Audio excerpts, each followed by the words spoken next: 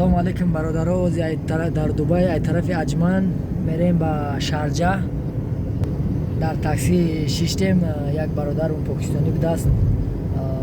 ҳозир мепурсемиш ки ба урду қатъи гап мезанем ба лафзи худаш мепурсемиш ки чанд сола дар Дубай кор мекунава, таксира чӣ хеле гирифтааст праварава, хай чанд суми даромад дора. Рафтем. Кесе бай? अल्हम्दुलिल्लाह। आप पाकिस्तान से? पाकिस्तान से जी। पाकिस्तानी बताए। मैं ताजिकिस्तान से। अच्छा माशाल्लाह। अभी इसका साथ बात करेगा कि मतलब इसका काम कैसा है। आप कितना साल होगा दुबई में रहे? इधर हमारा 5 साल हो गया। ये बारोदार मुन 5 साल है दुबई खोर में किना। ये 5 साल पूरा टैक्सी चलाते कि पहला दूसरा नहीं, काम? पहले मैं प्राइवेट काम किया, तो टैक्सी में 1 साल हो गया। अच्छा 4 साल प्राइवेट काम किया उधर उनजो कॉर कर रहा प्राइवेट या कॉर दिया हमें यहाँ सुना द टैक्सी कोड में किना कराची। अब 1 साल हो गया बस। इधर 1 साल टैक्सी हो गया। कैसा फर्स्ट टाइम आया मेरे को टैक्सी अच्छा है, मेरे को अच्छा लगता है। टैक्सी काम बहुत इजी है मेरा ख्याल से, मगर फाइन नहीं है। टैक्सी माशाल्लाह ज़बरदस्त काम है, अपना मर्जी का काम है। अरबाब कोई तुम्हारा ऊपर नहीं है, काम करता है, ये बहुत अच्छा है। आपका मर्जी से चलाएगा माशाल्लाह। टैक्सी माशाल्लाह ज़बरदस्त ड्यूटी है। बारोदारो मेगा टैक्सी कोरश बेहद कोरी खूब ज़रूर है, चूँकि आऊँ का ज़बूत सर नहीं से कि मेगा इखेल के उखेल के बोझम मेगा की दारोमद खूब हम दौरा। أنا عاوز 100% की चखेल दारोमद दौरा। अवल प्रावर 100% चखेल करता। आप जब लाइसेंस पकड़ा ना, कैसा पकड़ा?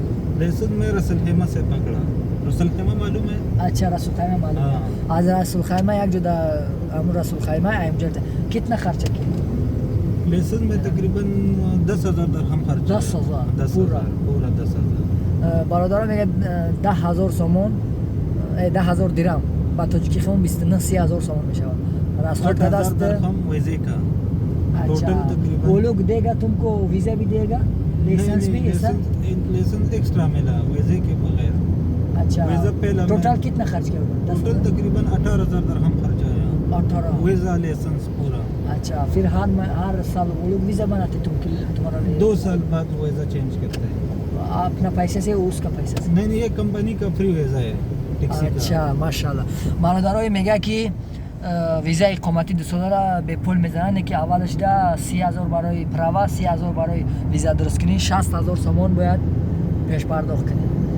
उसके बाद अभी आप 10,000 दिया, कितना महीना में पकड़ा लाइसेंस? लाइसेंस में 2 महीने में पकड़ा। बस 2 महीना। आदमी लोग 1 साल भी नहीं पकड़ते, 6 महीने भी वो लोग इससे ज़्यादा मतलब ड्राइविंग मालूम है। मैं पहले पाकिस्तान में ज़्यादा ड्राइविंग किया, तकरीबन 15 साल में पाकिस्तान में ड्राइविंग किया। अच्छा इसलिए इजी हो गया, इधर 2 महीना पकड़ा। इधर 2 महीने में अंदर दादमो परावाई दुबई अगर अफ्तास खारज शाम में 30,000 सोमो। आपका पास भी लाइसेंस पाकिस्तानी था? पाकिस्तानी लाइसेंस मेरा पास है लेकिन इधर नहीं चलता। नहीं चलेगा। अच्छा पाकिस्तानी प्रावा दोस्त है दाइजा कोर ना में दोस्त ने क्या है तोजिकी खमना है तोजिकी कोर में था। मेरा लाइसेंस है ना इधर कार में हो काम में होएगा, मसलन 40 स्कूल है ना क्लास। अच्छा वो 20 होएगा 50-50 ऐसा। अच्छा अगर प्रावा तोजिकी दोस्त باشه ولی با میپرسم मकसद 30,000 از خود باشه 15,000 از خود تخفیف میتن. خب دوسرا बात आपका कमीशन है सैलरी? हमारा कमीशन का हिसाब है। कमीशन में 10 مثلا 100 درهم کار بکنه روزش 300 سوم باید 100 سوم شاید 200 سوم شاید کمپانی یا 500 چند کار کنه मकसद खता है।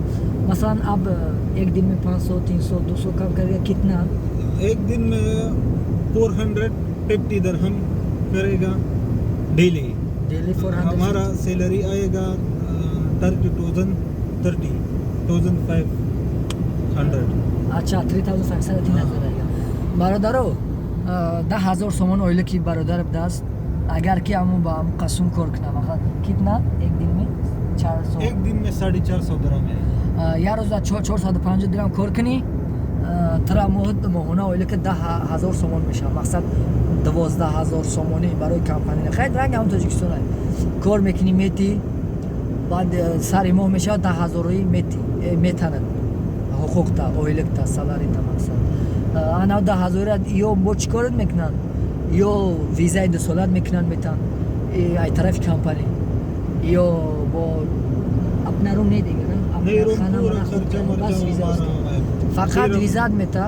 वीजा कंपनी का है सिर्फ गाड़ी बस। थैंक यू शुक्रिया। फकत वीजा में दो दस्त दिगाई गज़ात खाना غذا در خطای خوراکت جای خودت هم ایخته و خار از خود نمیشه مثلا 1000 سوم میخری 1000 سوم کوارتیرا پولی میدی مثلا 300 خایگه 300 रूम में टोटल खर्चा है 500 درهم है बस बस 500 درهم خرج میکرده است 1500 سوم مینا حساب که 10000 اولگ میگیری $1000 $200 شهر از خود میکنی $8000 $800 به خودت میمونه کی کاری به حد خوبه ای اینا ما شتیم ایمونن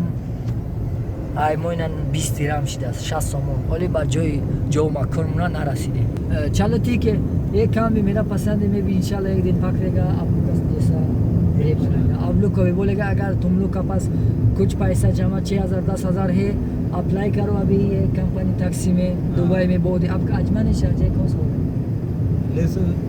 ये कंपनी ये कंपनी अजमान का है अजमान कंपनी बहुत अच्छा कंपनी है कि वीज़ा भी देगा और भी केमिस्ट्री भी अच्छे है आप लोग भी अप्लाई करो अभी अप्लाई करो good night okay bye bye शुक्रिया थैंक यू तशक्कुर आपका नेम अफसर वाहिद अफसर वाहिद मेरा दोस्त इन पाकिस्तान। रफीक من پاکستانی با تاجیکی دوست مقصد همین راه شناس شدیم ویدیو کردیم پرتیم واقعی سربلند خانه آباد باشید سابسکرایب کرو please my channel subscribe make also پادلیت سکنین подписаться کنین لایک بمونین لایک and comment welcome thank you